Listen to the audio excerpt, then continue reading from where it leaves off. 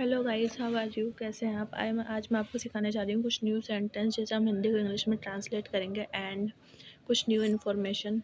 जैसे मैं वहाँ नहीं जाऊँगा। ये सामान्य भविष्यकाल का वाक्य है, यानी सामान्य भविष्यकाल जो अब चल रहा है उसका वाक्य है, जो आपने जस्ट कहा या जो चल रहा है उसका वाक्य। इसलिए यहाँ क्रिया विल का प्रयोग होगा। मैं वहाँ नहीं जाऊँगा। I will not go there. मैं वहाँ नहीं गया था। ये पूर्ण भूतकाल का वाक्य है, यानी हैड, यानी जो बीत चुका है। यानी किसी ने कहा होगा पहले कि मैं वहाँ नहीं गया था, उसका वाक्य। मैं वहाँ नहीं गया था। I had no gone there. मैं वहाँ नहीं जा सकता या नहीं जा सकता हूँ, यहाँ कैन का प्रयोग होगा। I can not go there.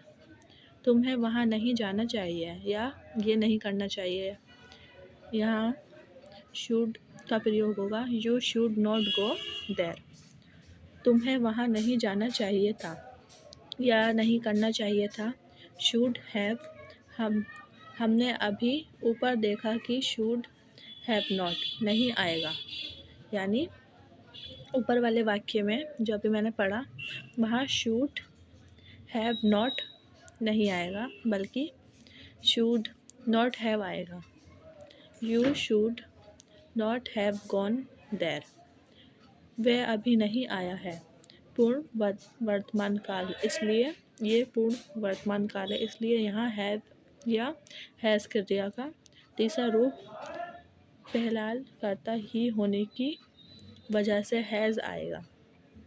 वह वहाँ नहीं आया है। वह अभी नहीं आया है। He has not come yet. वह वहाँ नहीं पहुँचा होगा। यह पूर्ण भविष्यकाल है, यानी विल हैव क्रिया का तीसरा रूप है। He will not have reached there. वह वहाँ नहीं पहुँचा होगा। He will not have reached there. ऐसे इंग्लिश सीखते रहने के लिए चैनल को लाइक करें, सब्सक्राइब करें और ज़्यादा से ज़्यादा शेयर करें प्लीज़।